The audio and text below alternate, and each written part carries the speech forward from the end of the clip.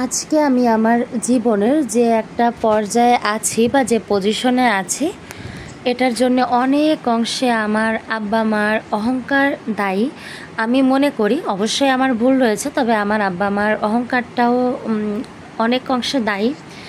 বিশ্বাস করেন, আপনার তকদির কিন্তু আল্লাহ পাক লিখে ফেলেছেন। হ্যাঁ, দোয়ার মাধ্যমে অবশ্যই ভাগ্য পরিবর্তন করা যায়, তবে আপনি এই দুনিয়া থেকে কয় গ্লাস পানি খেয়ে যাবেন ওইটা কিন্তু আল্লাহ পাক লিখে ফেলেছে। আজকে আপনি ভালো আছেন বলেই যে কালকে আপনি একই রকম থাকবেন এটার কিন্তু কোনো গ্যারান্টি নেই। এজন্য সবসময় উচিত প্রত্যেকটা মানুষকে তার প্রাপ্য সম্মান দেওয়া, সম্মানের সাথে কথা বলা এবং নিজেকে বড় মনে না করা। কারণ হাতের 5টা আঙ্গুল কখনো সমান হয় না। আজকে আপনি নিজেকে বড় মনে করবেন, কালকে আপনার কপালে কি হবে সেটা আপনি নিজেও জানেন না। তো আমার জীবনের আসলে একটা করুণ কাহিনী আজকে আপনাদের সাথে শেয়ার করব। সত্যি একটা কথা, জানি না কে কীভাবে নেবেন। তো আশা করছি ভালো খারাপ লাগার তো আসলে এখানে কোনো কিছু নেই, তারপর আপনাদের মতামত আপনারা জানাতে পারেন। তো সালটা ছিল 2006 সাল, যখন কিনা আমি কেজি অর্থাৎ স্ট্যান্ডার্ড 1 যেটাকে বলা হয় এখন, ওই ক্লাসটাতে পড়তাম। তখন ছিল হচ্ছে 2006 সাল। 7 সালে হচ্ছে আমার ক্লাস 1-এ পড়ার কথা ছিল, তো আমি 1 না পড়ে 2-তে ভর্তি হয়েছিলাম। তো আমার বয়সটা বুঝতে এবার মনে হয় আপনাদের সুবিধা হবে। আচ্ছা, আমি ইন্ট্রো দিতে ভুলে গেছি। হ্যালো এভরিওয়ান, আসসালামু আলাইকুম, welcome back to my channel. আশা করছি আপনারা সবাই ভালো আছেন। আমি মোটামুটি ভালো আছি। অনেক বেশি মেন্টাল প্রেশার যাচ্ছে আর অতীতের কথাগুলো ভীষণই মনে পড়ছে। আজকে তো মারিয়ামের বাবা বাসায় নেই, এখন বাজে হচ্ছে রাত 4:30। অনেক দূর দূর থেকে হচ্ছে ফজরের আজান কানে ভেসে ভেসে আসছে, আর আমি হচ্ছে ভয়েস ওভার করছি। তো উনি মারিয়ামের বাবা না থাকলে দেখা যায় কি, অভ্যাস হয়ে গেছে, তো বাচ্চারাও ডিস্টার্ব করে, আমারও এটা সেটা চিন্তায় ঘুম আসে না। তো ভাবলাম ভিডিও এডিট করে ভয়েস ওভার করি। এই করতে করতে হচ্ছে রাত 3টা বেজেছে। এরপরে 1 ঘন্টা লাগলো ভিডিও এডিট করে ভয়েস ওভার করতে। তো যাই হোক, মূল কথাতে যাই। আর আশা করছি আপনাদের কিছু হলেও শিক্ষা হবে। আমরা হচ্ছে 4 ভাই বোন, আর আমি সবার ছোট। আমি হচ্ছে আমার পুরো বংশের মধ্যেই ছোট মেয়ে, অনেক বেশি আদরের। আর আমার আব্বু আম্মুর অনেক বেশি আদরের সন্তান আমি, কারণ তাদের সন্তান হওয়ার কথাই ছিল না যে বয়সটাতে আমি হয়েছি। তো আল্লাহ পাক চেয়েছেন। যাই হোক, আমার মেজো আপুর আগে বিয়ে হয় আর বড় আপুর হচ্ছে পরে। তো এই কথাটা কেন বললাম সেটা বলবো। তো আমার বড় দুলাভাই হচ্ছে প্রথমবার যখন নড়াইলে আসে, আচ্ছা আমাদের বাড়ি কিন্তু নড়াইলে, আর বড় দুলাভাইয়ের বাড়ি কিন্তু গ্রামে। তো উনি যখন প্রথমবার পুলিশের পরীক্ষা দিতে আসে তখন মেবি টিকে ছিল না। দ্বিতীয়বার যখন পরীক্ষা দিতে আসে তখন আমার দুলাভাই নাকি আমার আপুকে পুকুরে হচ্ছে গোসল করতে দেখেছিল। ওই একটা মাত্র পুকুর ছিল আমাদের হচ্ছে বাসার পাশে, তো অনেক বছর আগে ওইটা বন্ধ হয়ে গেছে। আর তা দেখার পরে দুলাভাইয়ের ভালো লাগে। তো উনি হচ্ছে যার বাসায় আবার পরীক্ষা দেওয়ার জন্য আসে, সে ওনাদের গ্রামের লোক, আর আমাদের হচ্ছে প্রতিবেশী ছিল, প্লাস আমাদের ক্লাস টিচার। আমার আপুরাও ওনার কাছে পড়াশোনা করেছে, প্লাস আমিও করেছি। তো উনি তো আপুদের সম্পর্কে বলে। আর একটা কথা আপনাদের বলে রাখি, আমার দুলাভাই আবছা দেখেছিল, আমার আপুকে খুব ক্লিয়ার দেখে নাই।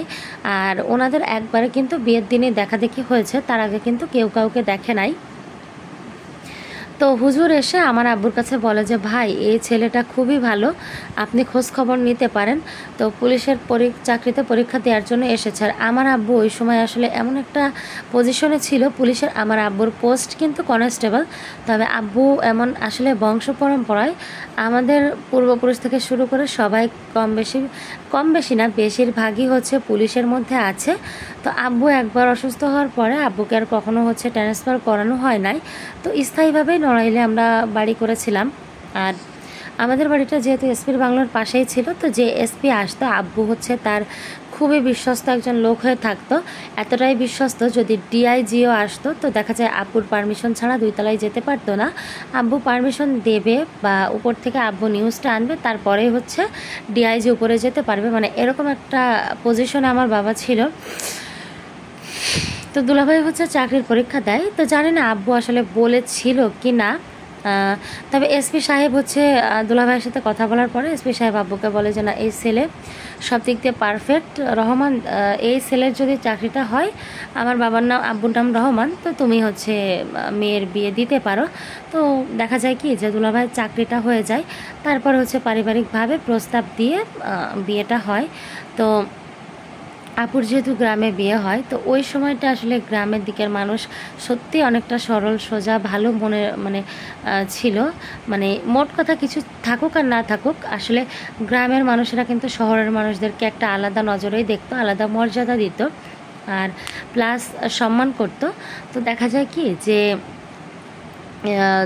আমার দুলাভাইয়ের হচ্ছে একটা ভাই, তো তার ফ্যামিলিতে আসলে অনেক টানাটানির একটা ফ্যামিলি ছিল, তার বাড়িতে এক কথা একটা ভালো বাথরুমও ছিল না, প্লাস তার বাবা ছিল না, মানে তাদের একটা গার্ডিয়ানও ছিল না, এরকম একটা অবস্থা। তো সে তখন হচ্ছে ক্লাস 7-এ পড়তো, 2006 সালে যখন আমি স্ট্যান্ডার্ড 1-এ পড়তাম। তো আমাকে সে আসলে ভালোবেসেছিল অনেক বেশি পরিমাণে, আর আমাদের মানে বিয়ের কথাও হতো যে আমি যখন বড় হব তখন আমাদের বিয়ে হবে, এরকম একটা কথা হতো। তো আপুকেও শ্বশুরবাড়ি থেকে মোটামুটি প্রেশারাইজ করা হতো যে তোমার আব্বু বললে তো আবার চাকরি হয়ে যাবে, তো আমাদের ছেলেকে একটা চাকরি দিতে বলো, তোমাদের ছোট বোনের সাথে সোনায় সোহাগা হয়ে থাকবে, মানে তারাও চায়নি যে তাদের একটা ছেলে কখনো দূরে থাকুক, এরকম আর কি। তো অনেক মানে কথা হয়েছে, বাট আমার আব্বু বলে মানে সেই ছেলে কিন্তু অনেক সুন্দর দেখতে, অনেক অনেক সুন্দর, শিক্ষিত। তো আমার আব্বু বলে যে ঘর নেই বাড়ি নেই, আমার মেয়ে আমি ওইখানে বিয়ে দেব না। মানে প্রথমে তো অনেক মানে নরমভাবে কথা বলে, বাট পরবর্তীতে অনেক অপমানজনক কথা বলে, হ্যাঁ আমার মেয়ে ওইখানে বিয়ে দেবো, আমার ঠেকা পড়ছে, আমার ছোট মেয়ে আমি এরকম দেবো সেরকম দেবো, অনেক কথা।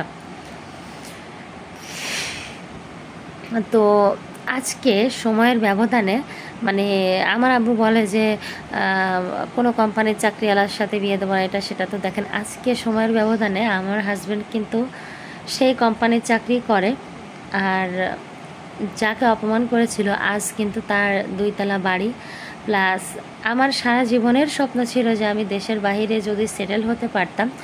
সে আজকে তার ওয়াইফকে নিয়ে গেল, তো সে তার ওয়াইফকে নিয়ে আজকে দেশের বাইরে সেটেল, এবং দেশে তার 2 তলা বাড়ি। আজকে তার বাড়ির কত সেফটি সিকিউরিটি, তো কি বলবো আসলে, মানে আমি কিন্তু আফসোস করছি না, তবে আমার আব্বু বলেছিল এবং সে অনেক বেশি কষ্ট পেয়েছিল। আর আজকে আমার জামাই চাকরি করবে কি না এরকম একটা পজিশনে আছে, তো সে ব্যবসা করতে চায় এবং ব্যবসা করার জন্য আমাদের পুঁজি আছে আলহামদুলিল্লাহ, সমস্যা নেই। বাট ব্যবসা পুঁজি থাকলে তো হবে না, আল্লাহ পাক আমার রিজিকটা এখানে লিখেছেন কিনা এটা তো আমি জানি না, তাই না? তো এই হচ্ছে ব্যাপার। তো আসলে কখনো না কাউকে এমন কথা বলতে হয় না যে পরবর্তীতে তাকে দেখলে মানে আফসোস করতে হয় যে আগে যদি জানতাম আমার মেয়েটা তো এখানেই দিতাম, এই যে একটা কথা। তো প্লিজ আপনারা কথা বলার ক্ষেত্রে অনেক বেশি সংযত হয়ে কথা বলবেন।